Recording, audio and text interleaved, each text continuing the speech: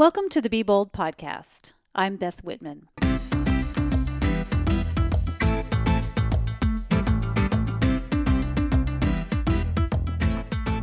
If you're new to this podcast, welcome.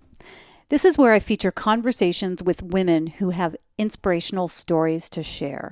These are women who come from a wide range of backgrounds and find themselves in an equally wide range of stages in their lives. The one thread they have is that they are bold in what they do. They may have been through a lot to get there, but they've pushed through, often at extraordinary odds, and they've excelled.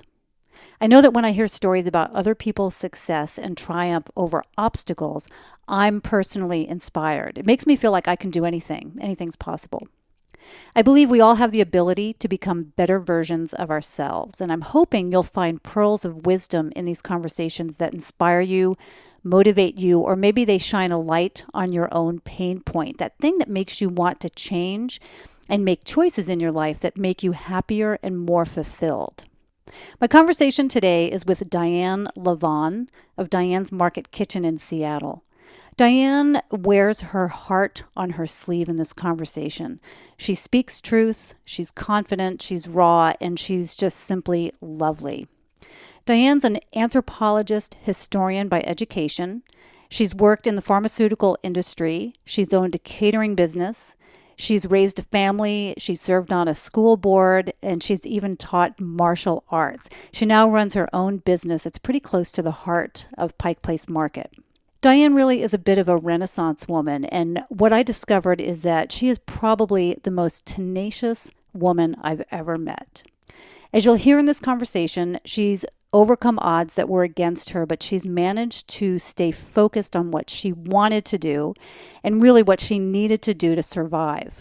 She learned to just figure things out and ask for help along the way.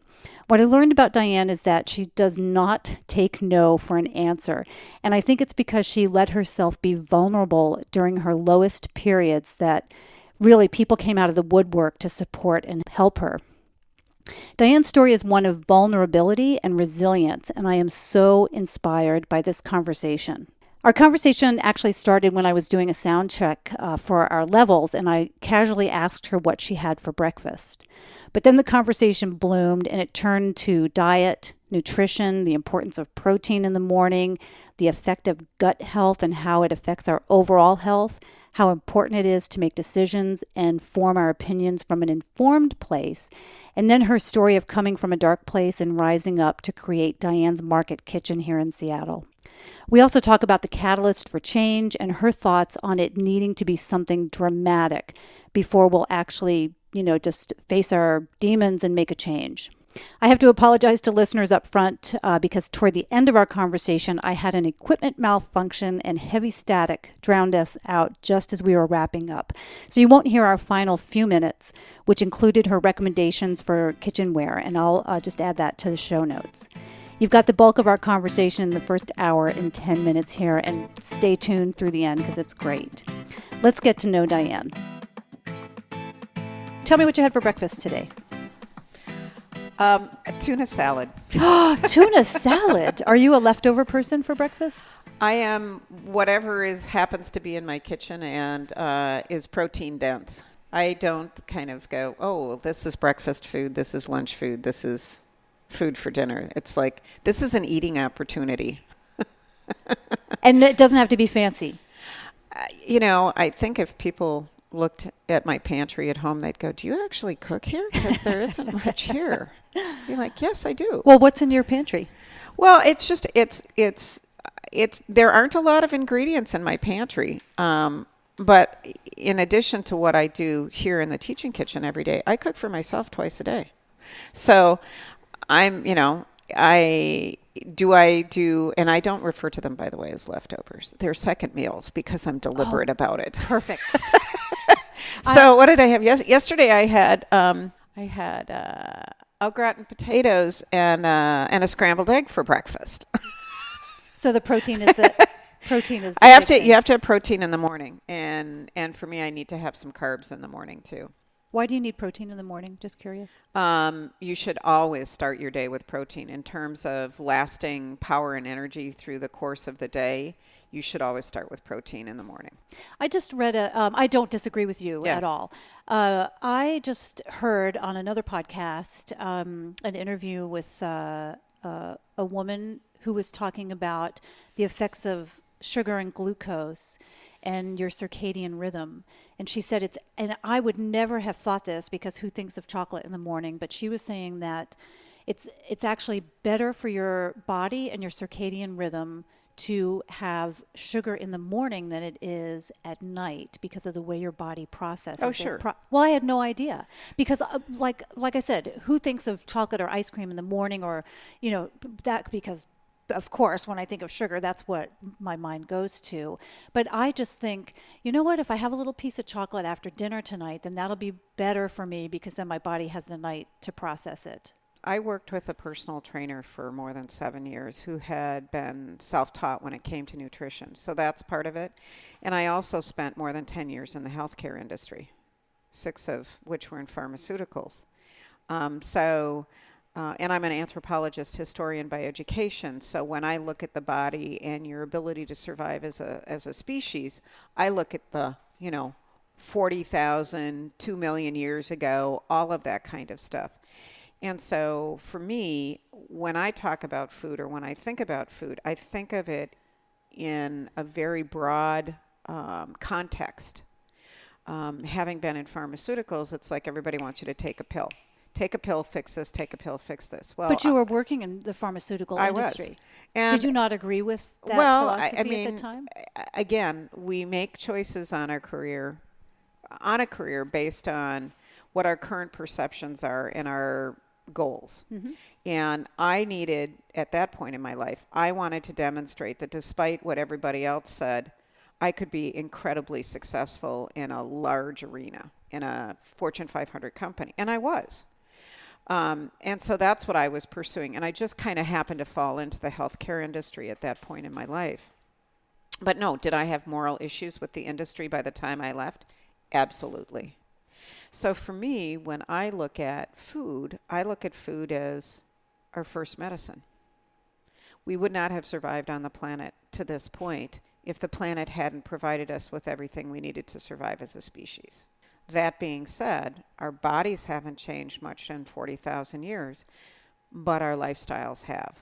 So how is it that I can get back to eating in a way that allows the planet and allows my body in conjunction with what the planet provides to create a life of health and well-being?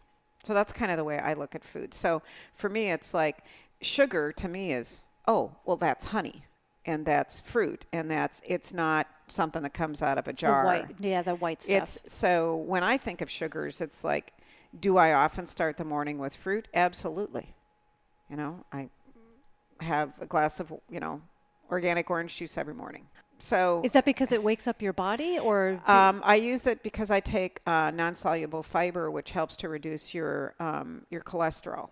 So why wouldn't you rely on food?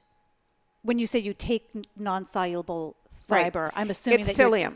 Okay. And psyllium is from a plant that originated in India, and I have an adopted brother who is a USDA food scientist, one of whose areas of expertise is lowering cholesterol through diet.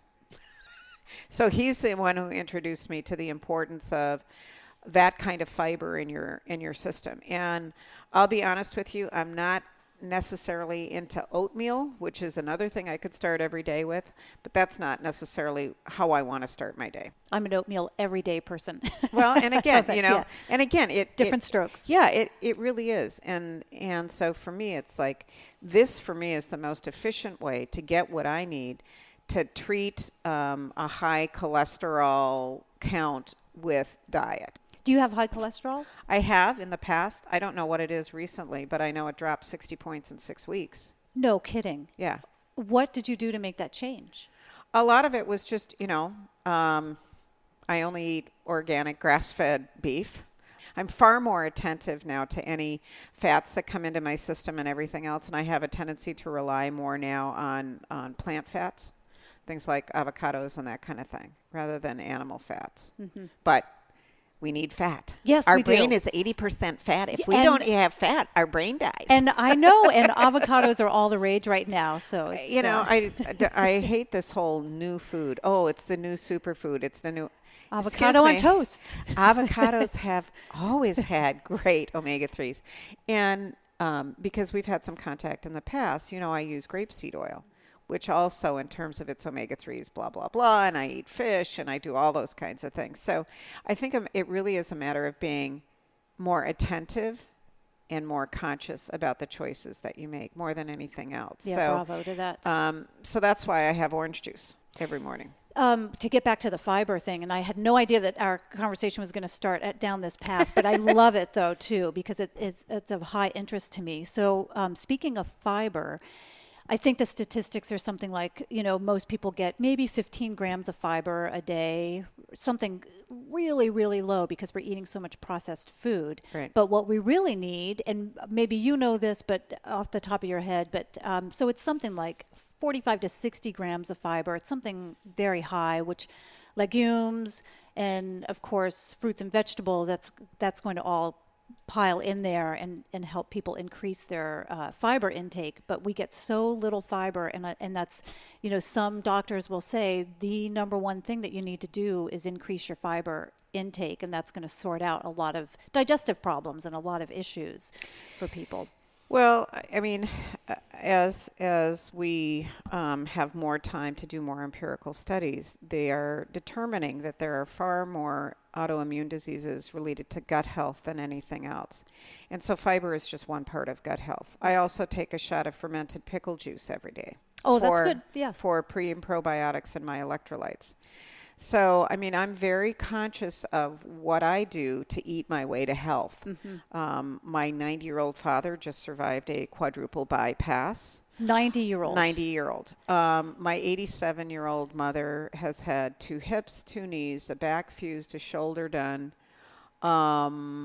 several carpal tunnel surgeries. She walks with a walker, but she's often very busy because, I go to the pool twice a week, Diane.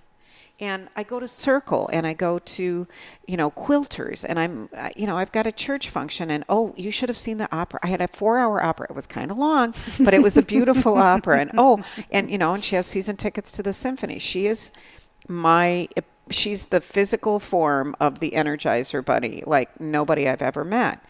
So I know I have good genetics. And I was blessed with this gift that we're all given at birth of a physical form. And it's the only thing we will ever take with us for our entire lifetime. So we better take care of it. Is the body that we're in. Mm-hmm. And so for me, I did not necessarily grow up in a family where there was a lot of conscious choice about outdoor activities or sports or anything like that. I remember as a kid growing up in Minnesota, I would put my skates on at home and skate to the skating rink. I learned to play hockey because that was the best ice was on the hockey rink. But I really didn't get involved in sports until I was 42, at which point I started into martial arts. Oh, good for you. So, that whole idea of health and well-being and taking care of this gift that you were given at birth and understanding that it's your responsibility to care, feed, nurture, do whatever to our bodies.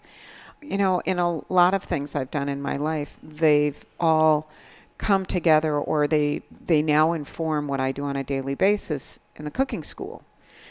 Because ultimately, food should not just feed the body, it should feed mind, body, and spirit. And so that's why I'm so focused on working with local producers, local farmers, local fishermen, local ranchers, people like that, whose first responsibility is not to shareholders, but rather to their stakeholders, the people they see every single day. My maternal grandparents were dairy farmers in Wisconsin. So I grew up spending a lot of time on a dairy farm. And one of the things you realize very quickly is there are no holidays. And for any of you, the cows don't take a day off. They don't take a day off. And any of you who breastfed your children know you need to milk those animals several times a day. So there are no breaks. and it was very hard work, but they grew all the forage for all of their animals. I learned how to drive a tractor when I was 7. I learned how to lift very heavy hay bales. I also learned that if it's broke, you better fix it, because you can't wait for somebody to show up and take care of it. Yeah, there's not a mechanic down the road that you can call, especially on a holiday. Well, or, it's 90 degrees and the hay has been cut and it's drying out and it needs to get baled and put in the barn. If the baler goes down, you figure out a way to fix the baler. And that's a very distinct memory I have from my childhood. So having grown up around that kind of thing, and I can remember, and I was talking about this the other day, and I hadn't thought about it for years. We used to pick wild asparagus, wild watercress. There were mushrooms. There were black walnuts in the forest nearby my grandparents' farm. I can remember, and at this point in my life, it was like, hey, I was foraging. Right. Did you know that? We didn't call it that at that point in time. We just picked what was there. Do you think your love of food came from that in some form? Yeah, in some form. I think that an appreciation for the bounty that the earth can provide, that sense, I think, maybe was formed at that point in my life. I lived in the suburbs, so, they mowed down a whole bunch of cornfields and and built a suburb in St. Paul, and that's where I grew up. Do you have siblings? I do. I have an older sister and an older brother, and I have 2 younger half sisters. But it was really, the time on the farm was very special. And, and Grandma would say, well, here's the pitcher, go down to the creamery and, it's breakfast. We need milk for breakfast. And I can remember going down to the creamery, lifting the lid off this huge stainless steel kind of cooler. It was in a box form, lifting the lid off of that, taking the dipper that would hang on a pole, taking the dipper and filling up the metal pitcher and walking it back up to the house. I was drinking raw, unpasteurized milk that had just come out of the cow a couple hours beforehand. Somehow, I survived. You lived. I lived. And were you dragging your feet doing that, or no. were you thought, this is what we do, I'm happy to do it, and this is just part of life? Yeah, and it's, and I don't think at that point in time you kind of went, well, this sucks. Yeah. I'm working really hard. It's like, well, no. This is what we do, and this is what has to get done. And you never questioned what had to get done because it was so omnipresent. If this didn't get done, the udders would get infected, or the cows would explode, or there would be no food for the animals. There was a reason that was very present and visible for doing what you did. I hear that from other people that I know who have grown up on farms, specifically in upstate New York. I just happen to know a bunch of people. Yeah. And they have that same just really fond memories of being at their grandparents' place on the farm in the summertime and helping with the exact same things that you're talking about. Yeah. And I think that they do bring that resilience, or the skills of how do we make something work when I don't really know the skills, but I'll figure it out because this is what we did. This is how I grew up in my teens. Well, it's kind of like, talk about MacGyvering. Yes, exactly. Long before MacGyver was on TV, there were all kinds of people out on the farms MacGyvering every single day, just to get something to function in order to get the task completed. Yeah. I met a gentleman from South Africa, and I'm probably going to butcher this saying, but he said that there's a saying in South Africa, and I think it's Boed maak 'n plan, and it means farmer make a plan. And I had traveled with him, and he and my husband were both just tinkering away at something, and I thought, how do you know how to do this? And they said, well, Boed maak 'n plan, just like farmer make a plan. You got to figure it out. We're out in the middle of nowhere, and we have to figure out how to rewire this piece of electronics if we want it to work. And I just think that is amazing, because I grew up just outside of New York City in New Jersey. And so... Where in New Jersey? Mahwah, Bergen County near Paramus. Okay. I lived in Yardley. South? Is that south? Yardley, yeah. Pennsylvania. Right. drove through Trenton and Princeton. My corporate life was exit 80 off the Jersey Turnpike. Okay. Well, I also worked shortly after college. I worked because Jersey's big for pharmaceuticals. Yeah. So in my temp jobs, I was working in the pharmaceutical industry myself. And at that time, very similar to you, you do what you need to do. At that time, it was work this job, make money, save your money, go travel. So I had a different plan for you. I didn't need to be at some high-powered or high level there, but I just thought, okay, make money here and then save that money and be able to go travel.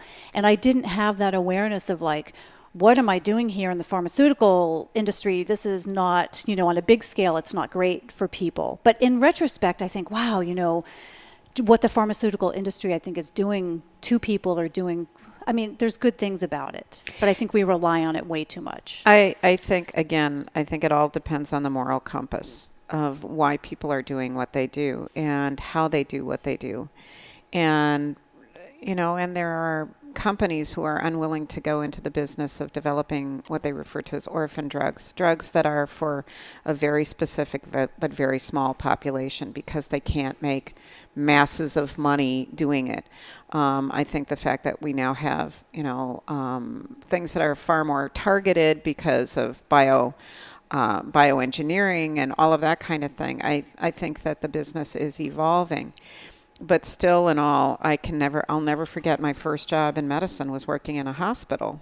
And the CFO came down and spoke to me and he said, just so you understand, Diane, this business is not about getting people well. This business is about making money.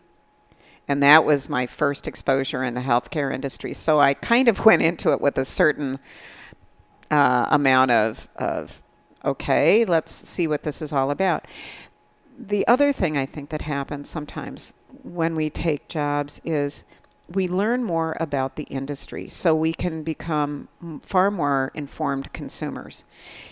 If you are going to criticize an industry or a business, do it by becoming informed about the business so that you have accurate information. And firsthand information obviously is going to be filtered by our own prior experience. But I think being informed about the context of the business that you are speaking about is really important. When I wanted to do something, I served on the Issaquah School Board. District 15,000 students. Here in Washington State. Yeah, and one of the things I wanted to do was to talk to them about changing the food lunch program. Well, I was a school board member, but what did I do? I took a job working in the lunchrooms for 6 months just so I could see what was going on, how purchasing decisions were made, what was the equipment that was available, what kinds of things were being served, how much food was coming back, what was getting dumped, all of that kind of stuff. So when I spoke as a board member, I spoke from an informed place. From experience. Yeah, and I think that's really important for those of us who want to create a platform for conversation is first and foremost become informed about the topic, about the business, about the industry that you want to create, you want to talk about. The platform you want to speak from should be a platform with a firm foundation and information and accurate information. So for me, when I talk about food now, I'm an anthropologist historian by education. I have many years in the healthcare industry. I was in pharmaceuticals. I had a catering business for 12 years. I served on a school board. I taught martial arts for 10 years. I've raised 2 children. I've worked in restaurants when I was in college. I've had broad life experience. So when I talk about food, it's from this broad life experience context. And it's not because you read something on Facebook.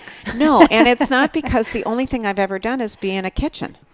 I've done a lot of stuff beyond being in a kitchen. And I think that's, for me, I think part of the reason why I can connect with people in a way that resonates for them is because I have broad life experience. So when I talk about a metaphor or something like that, I can find something that you can relate to because I've had a lot of experience like you've had. So when I have people in my kitchen, I ask a lot of questions. Help me understand where you're coming from. Help me, what are the biggest challenges you face? Why don't you cook? Let's talk about those perceived barriers and see if I can't address some of those perceptions and maybe change your perception and maybe give you a different way of looking at things. Or maybe I can take those finite resources that are so valuable to you and take those finite resources and turn them in a different direction that will give you the desired outcome you're looking for without a huge extension of your resources. I think sometimes people don't know what their ultimate goal is. Well, that's the problem. Yeah, and one of the things I'll ask oftentimes because I started with all open enrollment classes, but now I do probably 2 to 3 private events a week. And it always surprises me when my question to a potential client is, well, what's your desired outcome? And they don't have an answer. And they don't have an answer for that. Because there are times when people say, well, I want to have a hands-on class for my group. And I'll say, why? Well, because it's a team building thing. And I'll go, yeah, but why do you feel it has to be hands-on? Well, I want it to be team building. Okay, tell me what your desired outcome is. Tell me what team building means to you. What is the outcome of a team building activity to you? Because I think your desired outcome can be met.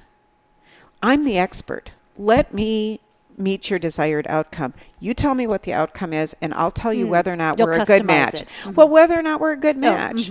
Because I do what I do. And if you come to me for what I do, we're golden. If you come to me and then micromanage me and say, this is the way I want it to be, and this is how I see it, and we're not a good match. Because again, I know what I can do, and I know what I'm really good at, and I know how to reach people. I know how to create an environment that is inclusive and warm and inviting and non-threatening. Did you know that from day one, or is that just something that has evolved and you've figured out since you opened Diane's Market Kitchen? I would say that first and foremost, when I was going through the process of creating this business, it came from a very dark place in my life. I went through a transition about 13 years ago, and I kind of went fetal. I'll just be honest. I went fetal position for about a year, and was devastated by what had happened in my life. Was that a divorce? Yeah, and some things that happened as a result of that, and being fetal position on the floor, and every one of us will go through a devastating experience in our life. It may look different for different people, but every single one of us will experience some kind of a devastating loss. Many of us will go fetal position on the floor if we are willing to accept and embrace the emotional outcome from that devastating loss. I was willing to go to that emotional place and sit there till I was done with it. And so when I was in that place, it's like, well, I'm still on the planet. I'm 50 years old. I'm still on the planet. I must not be done. Okay. That being said, what am I supposed to be doing here? And what I realized is, or thought about is, every one of us is given a gift, different gifts at birth. Fortunately, they're all different. And so what I realized at that point is I have the ability to teach and inspire, and that's a gift. You either have it or you don't. And one of the things that my sister, who just retired after 42 years of teaching high school English, one of the things we've discussed is that in my family history on my maternal side, we go back probably 5 generations in teachers. So maybe there's a little genetic component to it too, or that whole sense of you hang out with your grandma and she'll give you the perspective. Not really sure, but every one of us, I believe, has had the trajectory of our lives, changed in some way by a teacher. And so if we are given that talent, that skill, that gift, we're supposed to use it, or we wouldn't have been given the gift. Who was the teacher for you? There were several of them. One was my ninth grade chemistry teacher, Mr. Slade, for whom I memorized the periodic table of elements. Who would ever need to memorize that? It's in a book. You could go to it. But he asked us, so I went, I can do that. I can do that, Mr. Slade. He also, I'll never forget, I was standing next to his desk having, a conversation with him. And I cannot recall the name of the company, but these executives from this company came in and offered him this extraordinary job with an extraordinary salary in my presence. And he just said, thank you, but no thank you.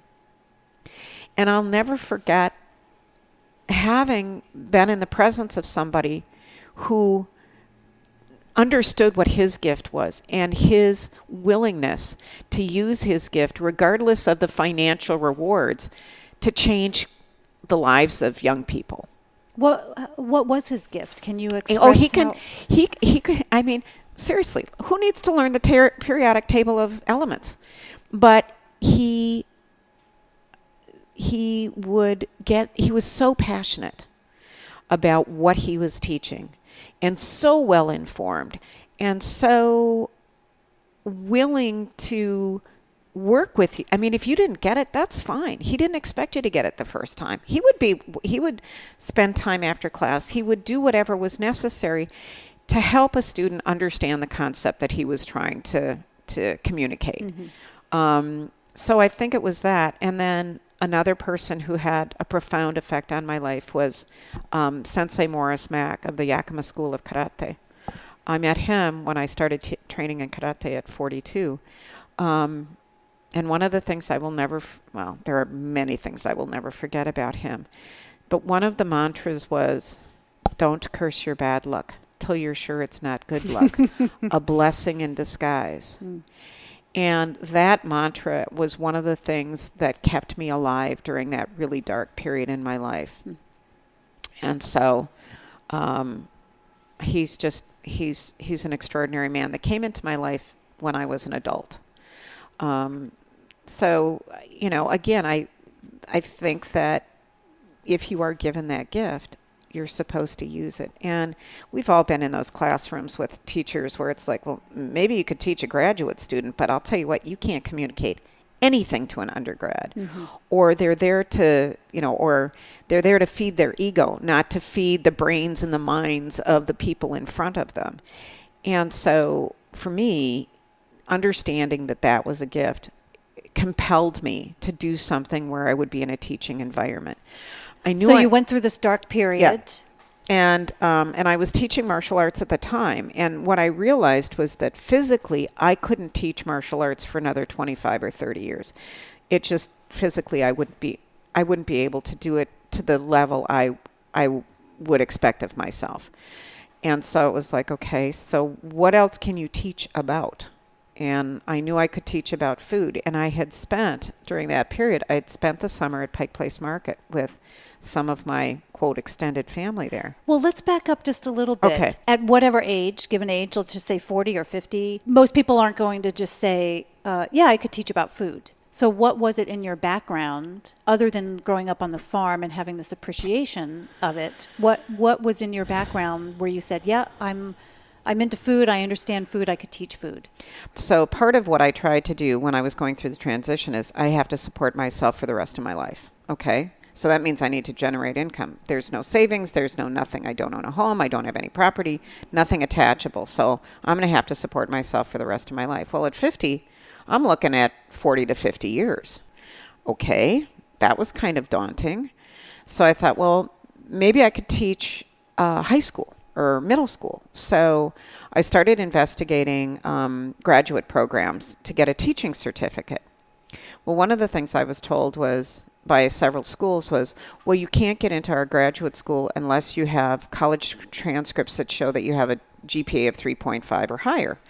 Well, when I was in college, they weren't giving half grades. It was 1, 2, 3, or 4. Well, so, okay, that I had to go back to college to demonstrate that I was educable at a high level. Okay, that was kind of embarrassing.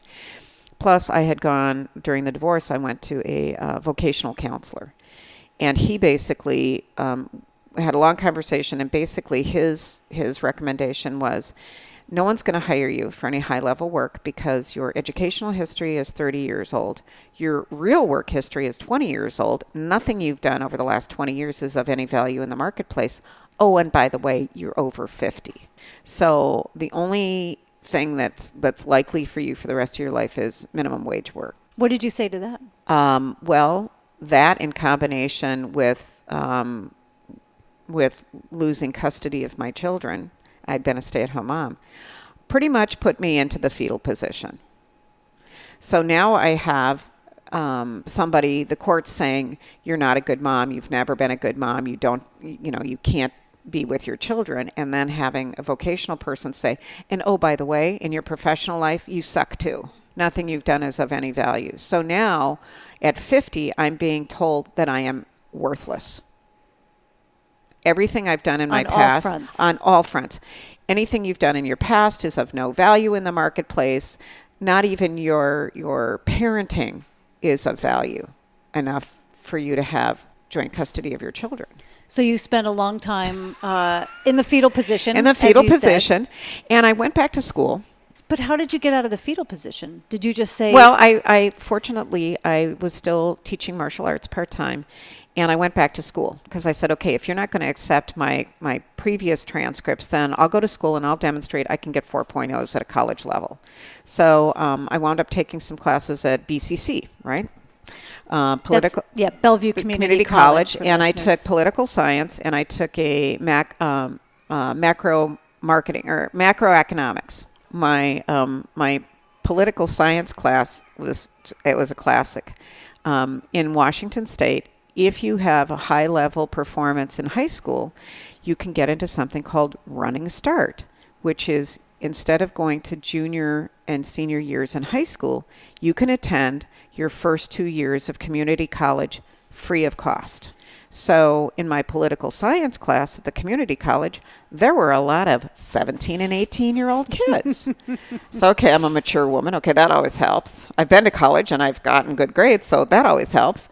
And the political science teacher used the Vietnam War as the context for teaching political science concepts.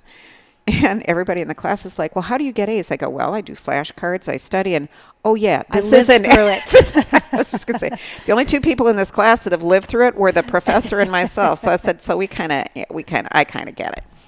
So, and then in macroeconomics, they talked about the fact that in the U.S., 45% of income comes from salary and wages.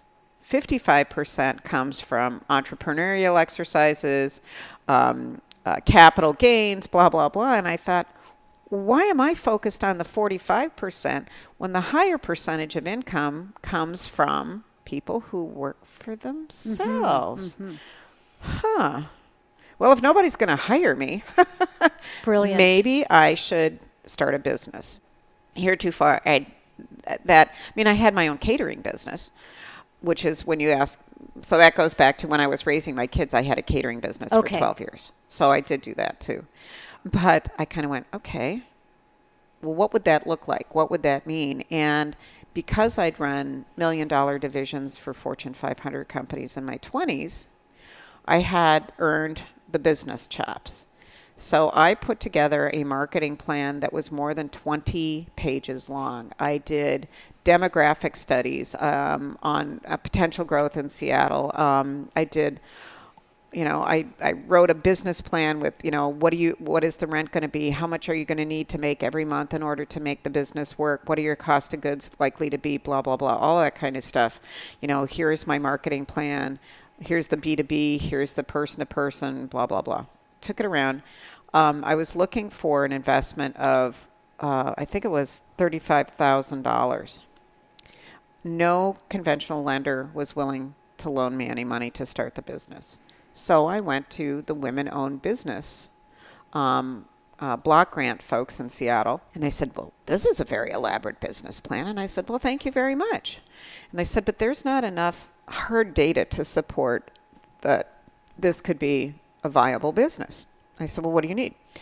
They said, well, we need you to go out and do some marketing surveys to see whether or not this would work. So January, I'm standing on street corners near the Pike Place Market with a 10-question survey in a plastic box because it was raining and I had to put the surveys back in the box so I wouldn't destroy the data I was collecting, and collected more than 100 responses to a survey that basically said, would you be willing to take a class? How much would you be willing to do it? And the first questions, do you watch Food Network, blah, blah, to try to gauge their level of interest in food per se.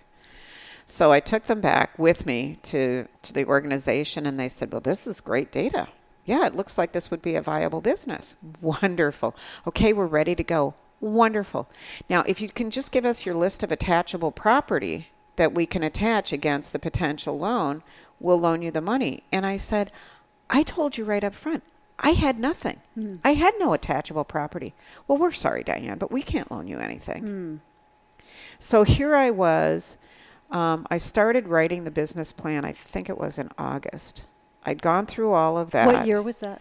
2004. 2004, 2005. I can't remember. 2004, 2005. Went through all of that. Finished my classes, got straight A's, blah, blah, blah, wrote the business plan, went to the women-owned business folks, block grant folks, did all that. And now it's February and nobody's going to loan me any money. All these things you're working up toward it, thinking, okay, when I do this, when I meet this criteria, the money will come. When I meet this criteria, the money will come. And they kept moving the goalposts. Yeah. And then I finally kind of did that was a motion that Italians will often use to kind of go, for the listeners, move on. I just went, okay, that's fine. I'm going to have to do this myself. So I looked at what my resources were and then started looking for a space. So I took my business plan to two different rental or property management people, and they went, this is an incredibly elaborate business plan for a small business to open. But what you're looking for is too small a space for us to make a good commission on. So good luck with that, but we're not going to help you. So now I don't have a space. I don't have any money that people are willing to loan me. And I've got to get rolling because I need income. So I went, same thing. Okay, fine. Nobody's going to help me. I'll figure it out for myself. And believe it or not, I found this space online. And just to describe it, we are sitting not quite in the heart of Pike Place Market. We're just south of it. Beautiful location, and it's. I'll have to put some photos online of the actual kitchen space. So that's where we're recording right now, and it's just beautiful. So you're saying that you found it online? I found it online. Never having negotiated a rental before, I went, I can do this. So I negotiated my own lease, got the space, took possession of the space the 1st of June. And how long have you? What year was that? How long you've been here? 2005. Yeah, 2006? Okay, that's okay. Anyway, I won't hold you to 2006, because I'm in my 11th year now.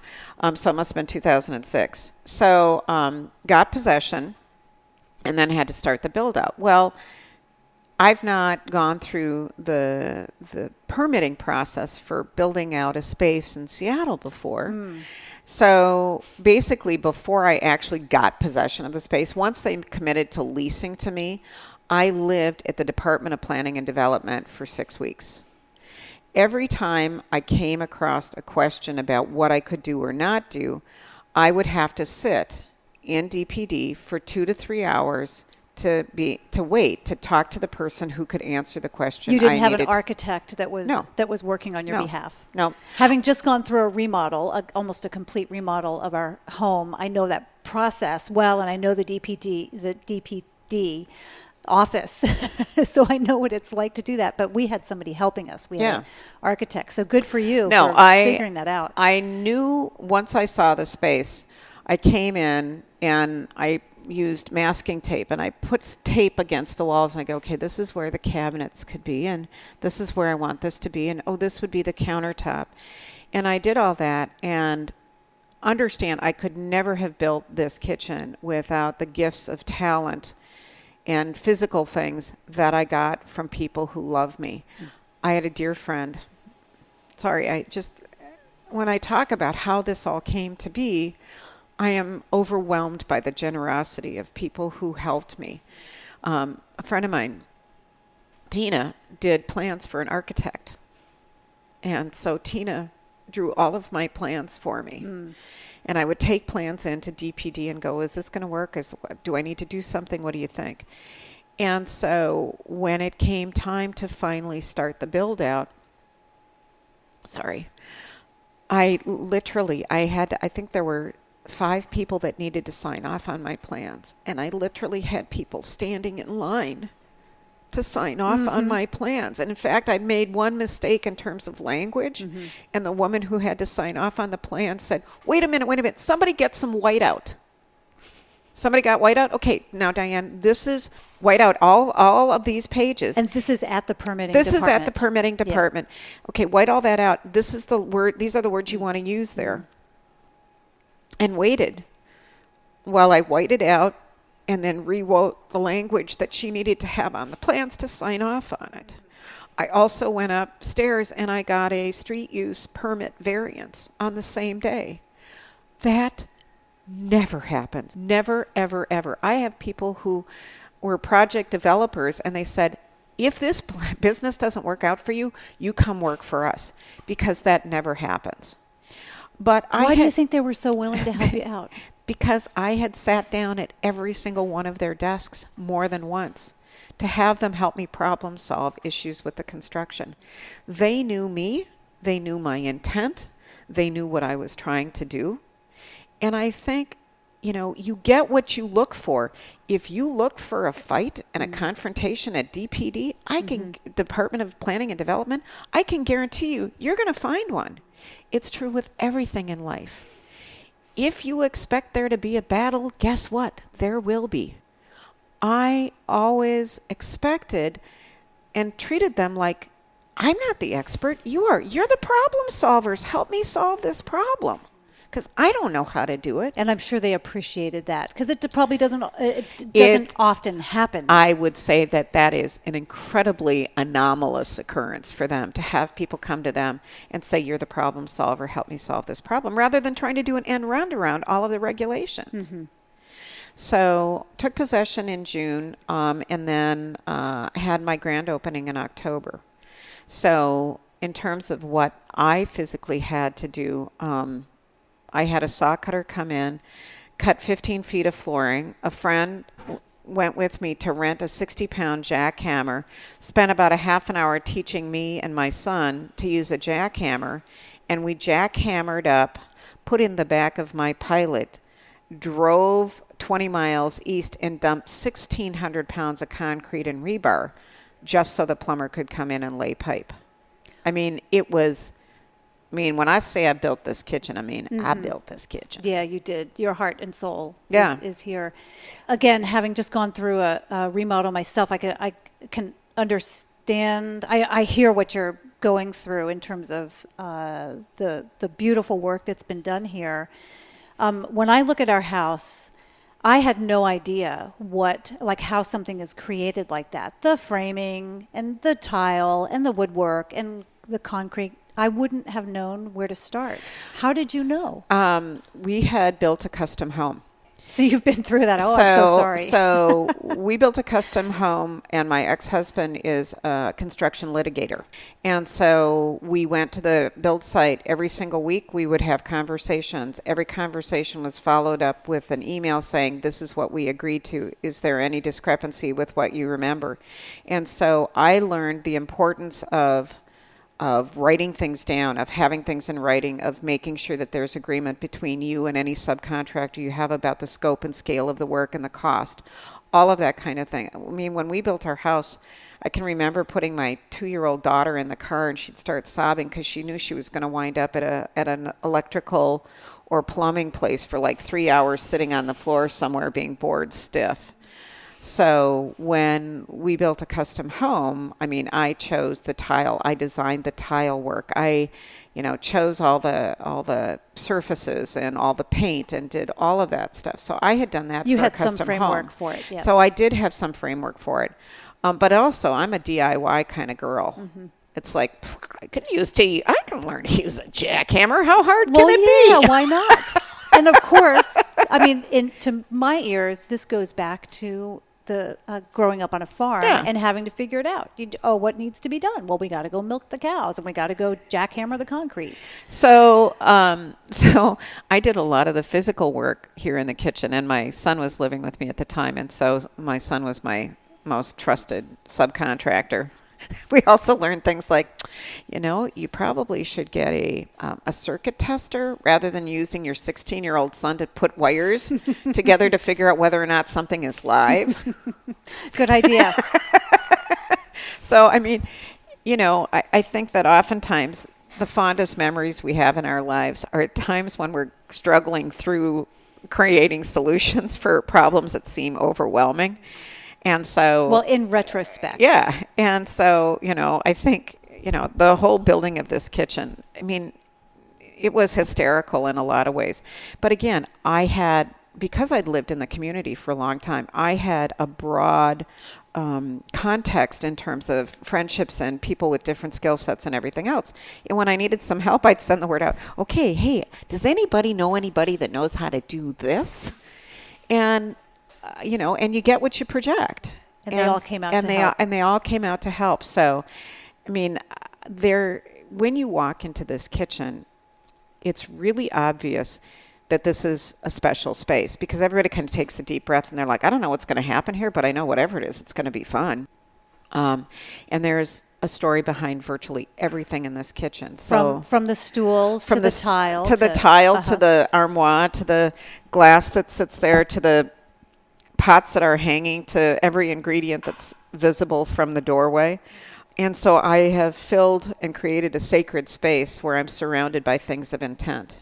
And I think that that's what people feel when they walk in the kitchen. It is. I can attest to that for sure.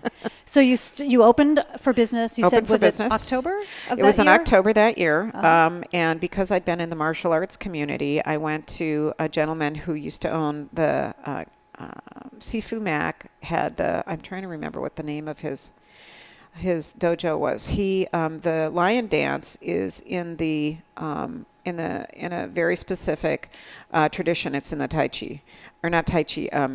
I'm sorry, I'm blanking. Tradition. So I went to Sifu Mac and I said, Sifu Mac, would you be willing? And before I even got it out, he said, when would you like it? So he brought his team down here and he did a lion dance like for me. Like a blessing. Was that right? The lion dance is very specific to create a sacredness around a physical location. Mm-hmm. And so he brought his taiko drum and his lion dancers down and did a lion dance for me when I opened. So from the minute I opened, this was a special place. And it's remained so.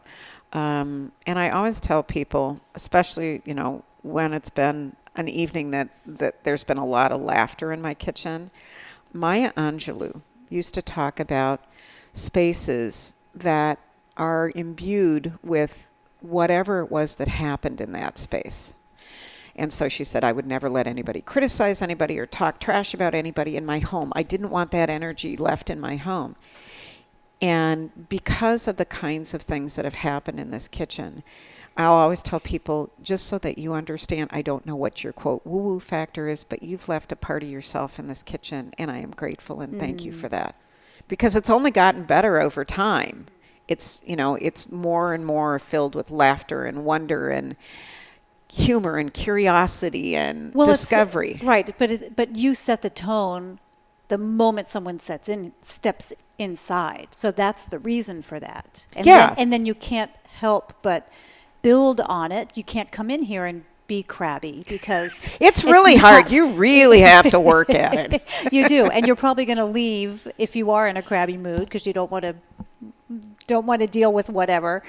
So from the moment someone steps in here, that is projected, and you roll with it. That's all there is to it.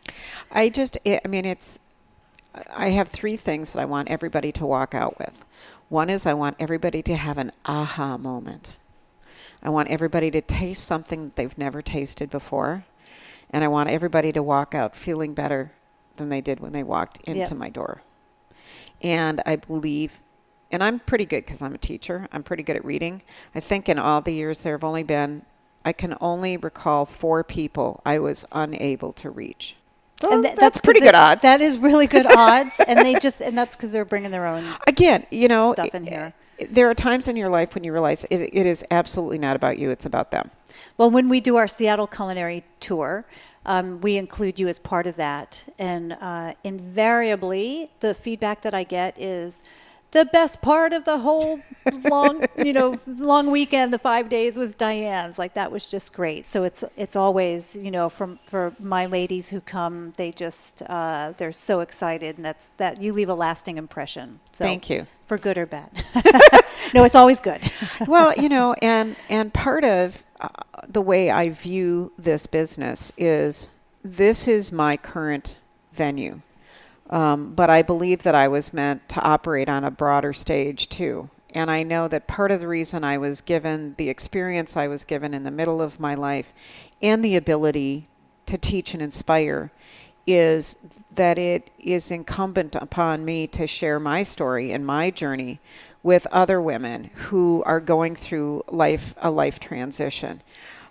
Because so often when women go through the kind of loss that I went through at that point in their lives, they become the walking dead for the rest of their lives.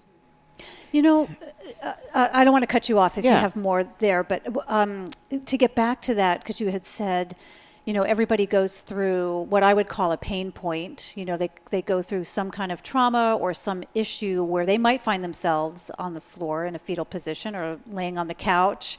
When my mom passed away, it's been 13, 14 years now, substantial amount of time. I remember just laying on the couch and just, having the TV on and not wanting to do anything. So I think everybody... You become immobilized. Yeah, you do. But I also believe that we can make changes without having that pain point, that we can make a decision in our lives and think, okay, I am 50 or I'm 55 or whatever the age is. I'm kind of skating along here, but I want to make a change. And I don't think we need to necessarily be a, falling down drunk person or, so alcoholic or drug addict or have some terrible thing happen to us to mobilize us into action. There is generally some kind of catalyst, though, for that kind of significant change. And I think oftentimes people will spend a lot of their lives pursuing something that is not necessarily their desired outcome, but it's the only way they know to get to what they consider to be their desired outcome. So we chase a career, or we chase money, or we chase income, or we chase a marriage with a big house and blah, blah, blah, all of that kind of stuff. And then we come to a point of realization that maybe that isn't, in fact, what we want. Maybe our perception of our desired outcome has changed or whatever. But I think oftentimes we make significant changes in our lives because there is a catalyst for change. People will stay in an uncomfortable place because it's familiar. Mm-hmm. Whether it's marriage, home, anything, job. Mm-hmm. Yeah, because it's familiar. The impetus to change, the catalyst to change has got to be something significant, or we're not going to make a significant change. Mm-hmm. For me, I could risk everything because I had nothing to lose. So in my experience, yes, people can make changes, but they're not going to make significant changes unless there is a catalyst that takes them outside of their comfort zone and forces them to do it. Because as a human being, we want to stay comfortable. We want to stay with what's familiar. So it may not be the kind of catastrophic loss that I experienced or that you may have experienced, but there is something. I can tell you that my 26-year-old son just went through a really awful accident and broke his kneecap, was out of work for 7 months. That change in him and he's worked full-time since he was 16. His inability to go to work every day, to do something that he satisfied him and to work with his hands and to do all of that. The inability to do that has forced him into a place of really evaluating what's important in his life, why he does what he does. it's become a transformational experience for him. So he didn't have to wait till he was 50. Fortunately, he got it when he was younger. But I do think that there has to be some kind of significant catalyst for us to make a significant change in our lives. So no, it may not be the devastating loss, but there's something. As they say, when you've hit rock bottom, nothing is beneath you. Yeah, yeah. So it means you're not embarrassed or ashamed of doing anything, because you can't get any lower. So you might as well take the risk and try something. Well, and I think that we are so often loath to ask for help. That asking for help is somehow an admission of weakness. I mean, how insane is that? I mean, I think that's just nuts. But for me, it was very clear that there was no way I could get this business up and running without asking for help. And acknowledging my own inabilities, my own weaknesses, the number of things. I mean, I can do a lot. The number of things I can't do far exceeds the number of things I can do. And so is this a male thing? Like, guys don't really like to ask for help for anything. My son, again, I'll go back to that, has had to learn to ask people to, carry his groceries up the steps or take the trash out or give him a ride. So he has learned to accept his own limitations. And part of living in a community and having a life that's enriched by the people around us is giving them the gift of the ability to help us when we need help. My thing is, wouldn't you do that for somebody else? And he'd go, in a heartbeat. Right. I said, don't you feel like that's a gift when you're able to help somebody who needs help? And wouldn't you be upset if someone didn't ask out of pride or And they're whatever? like, well, yeah. Well, then ask for help when you need it. Give them the gift of allowing them to use their talent to help you. Do you think it's easier for women to ask for help? I do. And I don't, is it genetic? I don't know. But I know that oftentimes many of us have been strong women who've grown up not necessarily liking women. And so most of our friends growing up, especially through high school and college, were guys. Yeah, I got my guy friends. Not a lot of women in my life, but I got a lot of guy friends.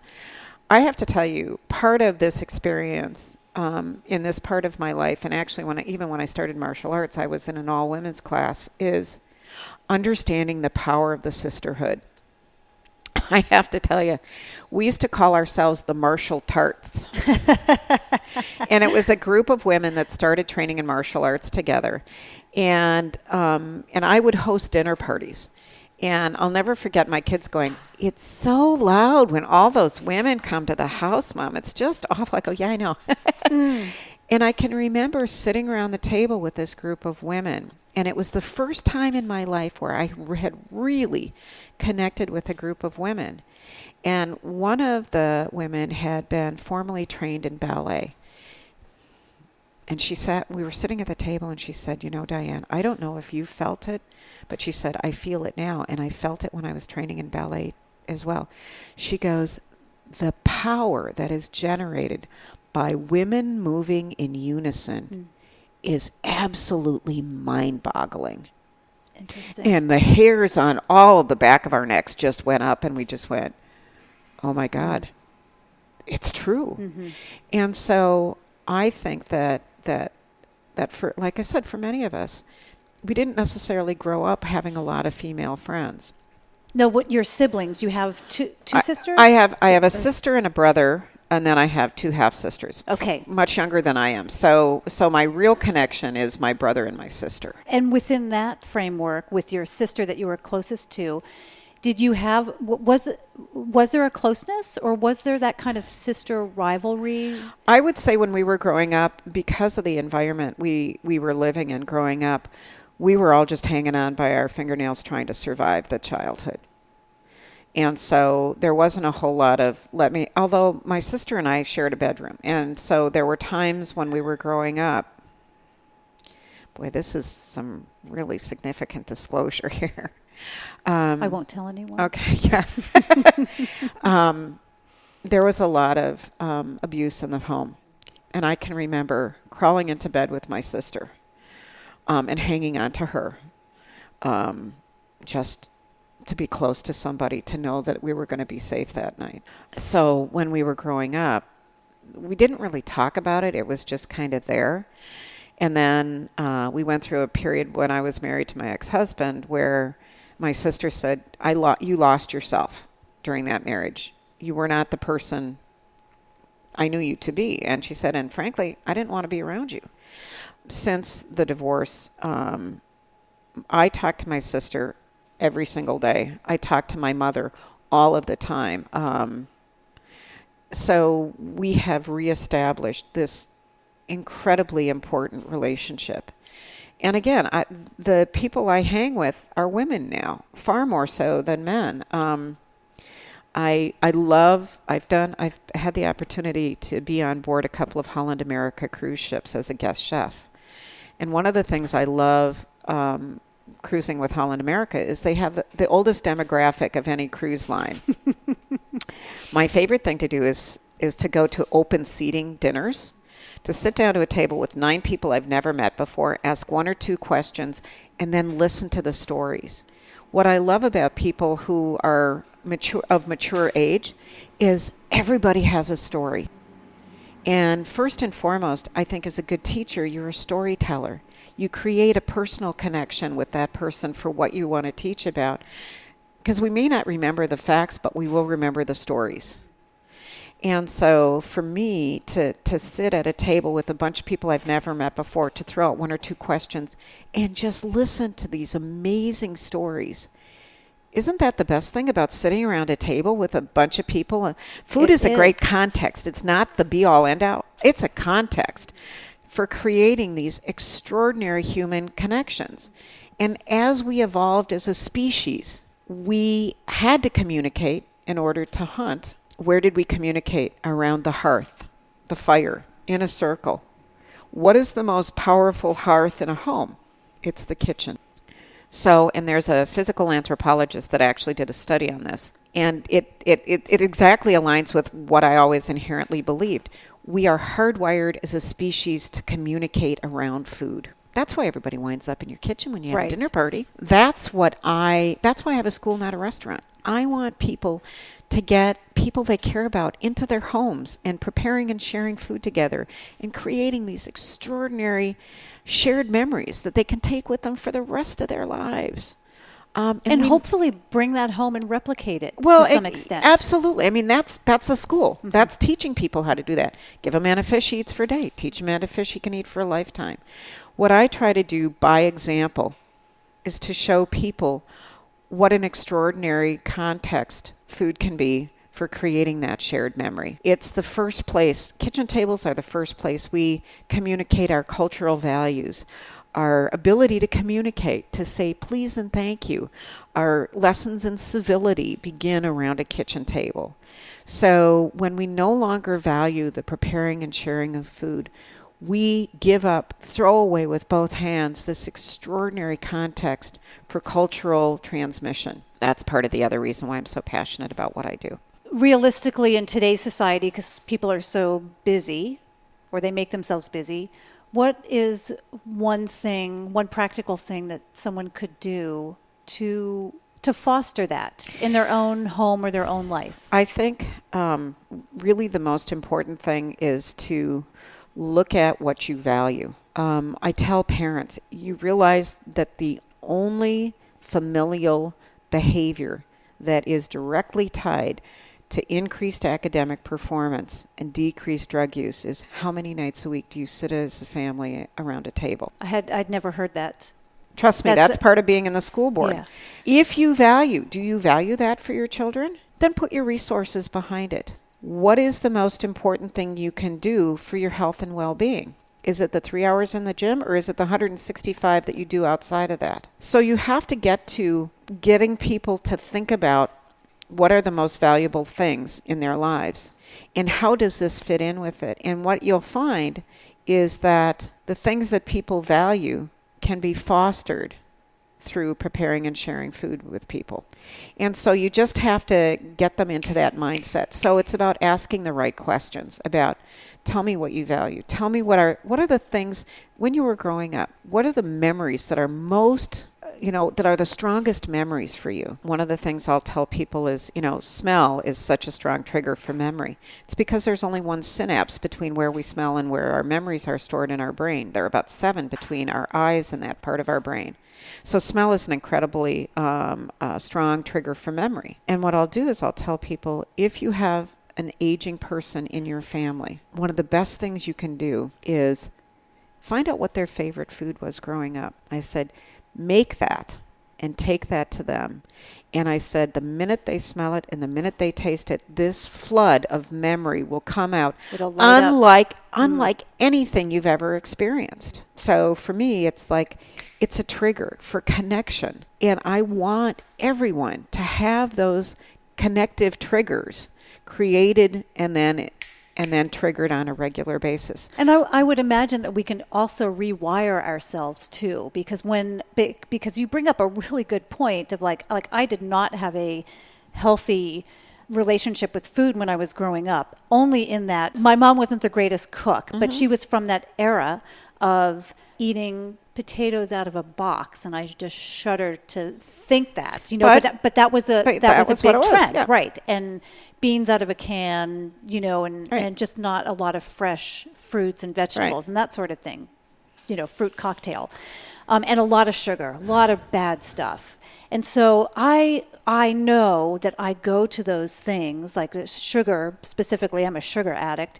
I go to those things because that's what I grew up with, and that it's a comfort. It is totally comfort, and other people, I'm sure, like the Midwest, you've got cheese and meat and heavy foods and that kind of thing. But I think it's also important to remember that we can reframe that, and we can create new triggers by having healthier foods. Well, again, healthier foods. It's so your trigger based on your childhood experience was sugar. Okay, that is your trigger.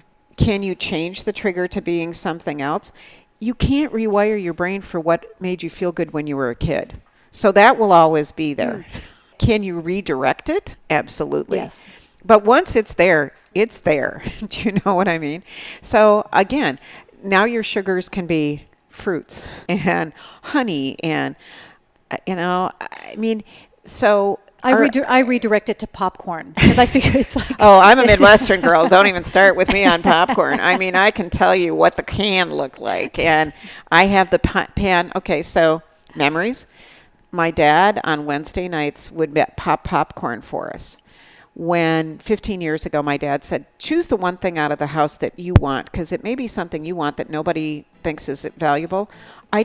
I took the old aluminum pan my dad used for popping popcorn and took that with me. On Friday nights when my kids were growing up, we had popcorn night. When the divorce happened, the one thing of value that I left in the house was that pan for my daughter, and my daughter still has that pan. Oh, lovely.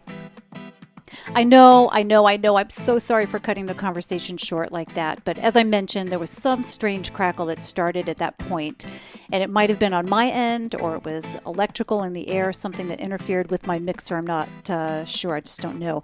But that conversation was priceless nonetheless. Diane is part of our Seattle culinary tour. Our groups go to her kitchen, and she tells stories and prepares a brunch for us, all while giving us cooking tips and answering questions, not only about food preparation, but also about herself. Now, I knew she had an interesting story and that she was a great storyteller, but this conversation was such a treat for me. I loved hearing more of the details about her rise from the fetal position, as she puts it. And when she put her mind to it, there was just nothing that was going to stop her.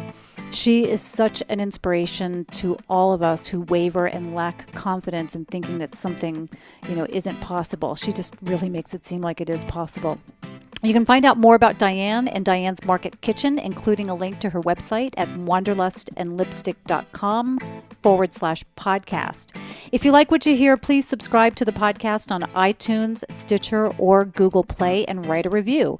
Those reviews really do help the podcast get more exposure and will ultimately help us grow our Be Bold community. You can find out more about me by visiting Wanderlust and Lipstick, as well as Wander Tours, where you'll see the tours that I lead around the world, including our culinary tours. And we've got one to Seattle coming up as well, and that's in 2018. I encourage you to also check out the Wander World Foundation, the nonprofit I founded to help women and children in developing countries. I'll put links to all those sites in the show notes as well. Sign up for my newsletter on the Wanderlust and Lipstick site, and you'll receive a free download on how to get more out of your travels. You can friend me on Facebook, and I'm WanderGal on Instagram.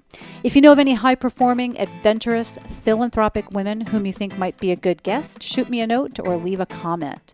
And finally, the ladies can join us on our Be Bold Facebook group. That's where you'll find our growing community. It's where we share goals, talk about our setbacks, and where you can find words of encouragement and inspiration from others. Thank you for joining me for another episode of the Be Bold podcast. Until next time, be bold.